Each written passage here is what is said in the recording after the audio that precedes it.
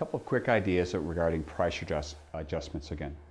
We want to ask the seller about a listing around the corner, 2 miles away, whatever it is, something in their price point that's on the market. Ideally, you're finding a property that's superior to the seller, but asking the same price or price below your listing. You know for a fact that property is superior because you've gone through it. And we're going to ask the seller, why do you think that listing, the neighbor's house, the one around the corner, that MLS printout that I emailed you, why do you think it's not selling? It's a very convicting question for a home seller who starts to tear that house apart in maybe the listing agency.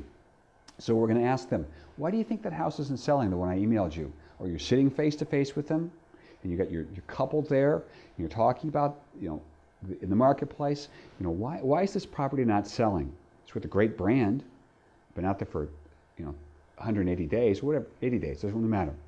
It's been out there. What do you think is not selling? This is where sellers can't hold their opinion back. And they say, well, that's that company, I never heard of it, or that company my sister used and they weren't happy with that company. They're blaming the company, not the price. So another thing the seller could say is, well, that thing's way overpriced, which is an awesome thing for the seller to say. When we get the seller to point out other properties and give their opinion, the other one's overpriced, and those other properties are superior to the subject property, and those aren't selling.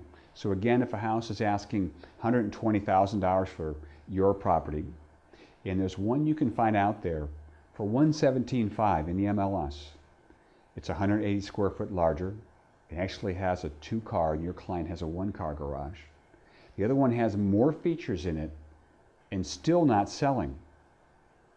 And you can look in the MLS, they bought it around the same date, same area, same value, but this other one, when it was purchased, maybe it was purchased for 10 grand more, around the same date, back in 2006 or whatever it is, and you can say, well, they're asking -1%, and they bought right about when you did, and they're still not selling.